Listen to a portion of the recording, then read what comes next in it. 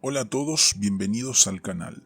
Hoy vamos a hablar de algo fundamental, el Evangelio de Dios, el mensaje que trae libertad, vida y esperanza verdadera.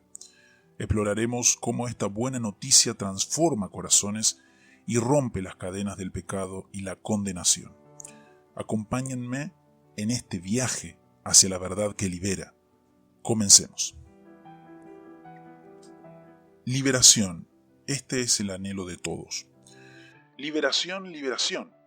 Es el grito común que resuena a través de este mundo de opresión y miseria.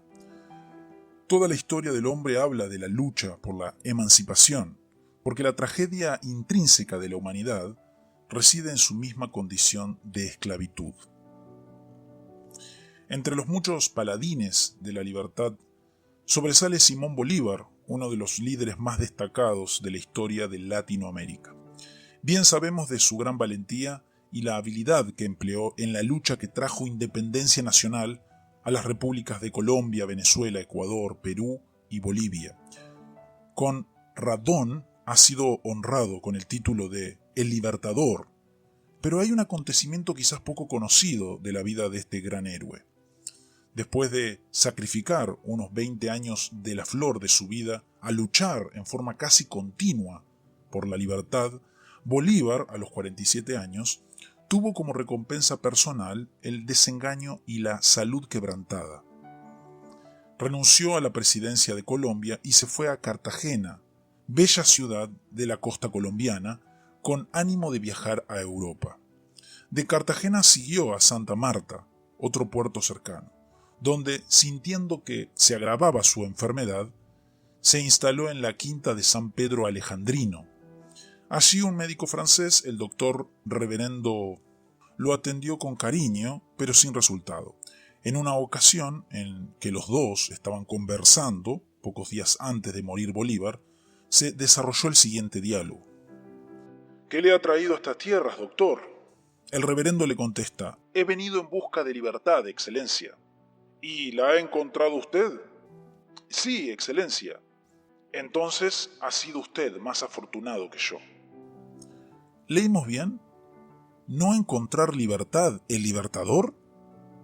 Da tristeza tal pensamiento. Pero si el hombre de tanto éxito, poder y fama, que pasó la mayor parte de su vida luchando por la libertad, no la encontró, ¿hay esperanza alguna de que nosotros la hallemos? Quizás cabe preguntar, ¿qué es la libertad? ¿Qué es esta abstracción que todos anhelamos poseer y para obtener la cual todos nos esforzamos? La esclavitud y la opresión han sido siempre los enemigos de la humanidad. Por todos lados se oyen los gritos de los oprimidos. Mas, ¿cómo efectuar el derrocamiento de la cruel dominación? Si queremos participar en esta lucha, ¿cuál será la manera de hacerlo?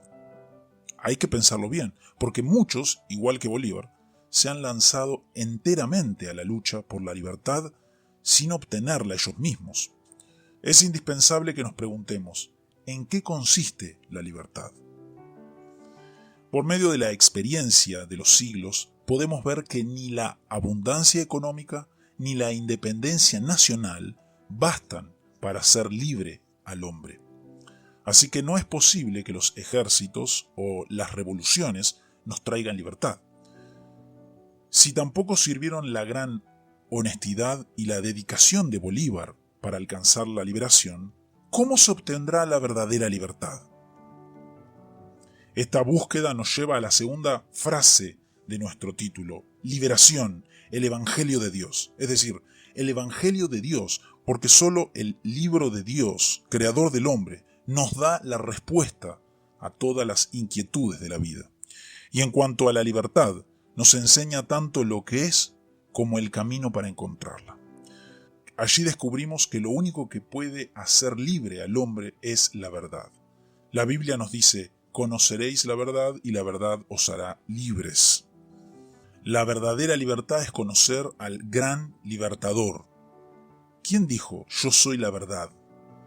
La realidad que libra y cambia el mundo es el conocimiento de la verdad de Dios por medio de Jesucristo. El Evangelio no es un libro o una colección de hechos y dichos de Cristo. El Evangelio es el feliz anuncio de la liberación y la salvación del hombre. Por tanto, si estamos buscando la libertad, debemos investigar seriamente el mensaje del verdadero Dios para el hombre esclavizado. San Pablo, en su epístola a Romanos, se destaca como el pregonero del mensaje liberador destinado a toda la humanidad. En esta obra maestra nos ofrece la exposición más clara y más detallada del Evangelio, la buena noticia de libertad. Por eso merece nuestra detenida atención esa carta del inspirado apóstol. En ella tenemos el resumen de las grandes verdades de la Biblia. Aunque los otros escritores de la Biblia no usaron con frecuencia el sustantivo evangelio, griego por evangelio o buenas noticias, San Pablo le dio mucha importancia, utilizándolo unas 60 veces en sus cartas a las iglesias.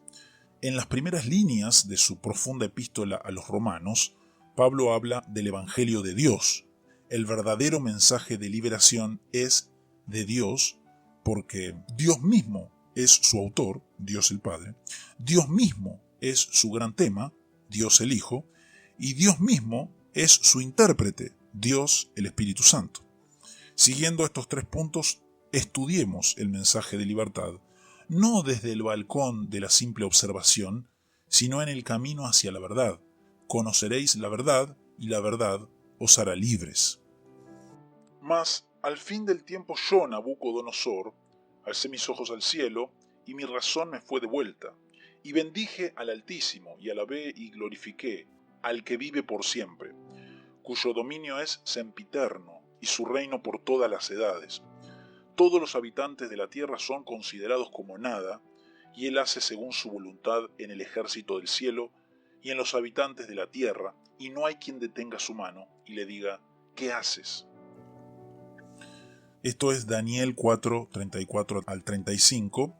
Nabucodonosor fue rey de Babilonia del 605 al 562 a.C. Creo en Dios Padre Todopoderoso, Creador del cielo y de la tierra, del credo de los apóstoles. Y una cita más que quiero dar es Dios y Dios solamente quien salva y que está en todo elemento del proceso salvador. Esto lo dijo Warfield. Si hubiera un solo punto en la vestidura celestial de nuestra jactancia que nosotros mismos tuviésemos que poner, estaríamos perdidos. Esto lo dijo Spurgeon. Vamos a analizar el autor del Evangelio, Dios el Padre. Dios es incomparable en su supremacía. El autor de la libertad es una persona incomparable. La Escritura nos declara, he aquí que las naciones le son como la gota de agua que cae del cubo, y como menudo polvo en las balanzas le son estimadas. He aquí que hace desaparecer las islas como polvo, como nada son todas las naciones delante de él, y en su comparación serán estimadas en menos que nada, y lo que no es. ¿A qué pues haréis semejante a Dios? Esto es Isaías 40, 15, 17 y 18. Es el poderoso Dios a quien los cielos de los cielos no pueden contener, a quien el mundo parece menos que unos granitos de polvo en la balanza. Es el Dios de todo. Él inventó este mundo inmenso y los minúsculos átomos. No solo creó, sino que también controla tanto la inmensidad del universo, y todo subsiste en Dios, y en Él todas las cosas se conservan unidas. Él no tiene necesidad de nada, ni puede ser afectada en manera alguna su perfecta supremacía. Lo que para nosotros es espacio infinito, no es más que un punto en el horizonte de su visión. Lo que nosotros concebimos como tiempo infinito, no es, ante los ojos de Él, más que el ayer que ya pasó. Su voluntad es la ley incontrastable que rige todo cuanto existe. Envuelto en su majestad y vestido de poder, la justicia y el juicio componen el fundamento de su trono. Se sienta en los cielos y hace lo que le place. Este soberano Señor de toda la creación es el glorioso autor del Evangelio. Los hombres rechazan su supremacía. Aunque Dios es infinitamente superior al hombre, la maravillosa verdad es que este majestuoso y omnipotente Creador se interesa por la indigna raza humana y su estado esclavizado. En todo el Antiguo Testamento se habla de la manera en que el misericordioso Señor se preocupa por su pueblo oprimido, liberándolos repetidas veces de sus opresores.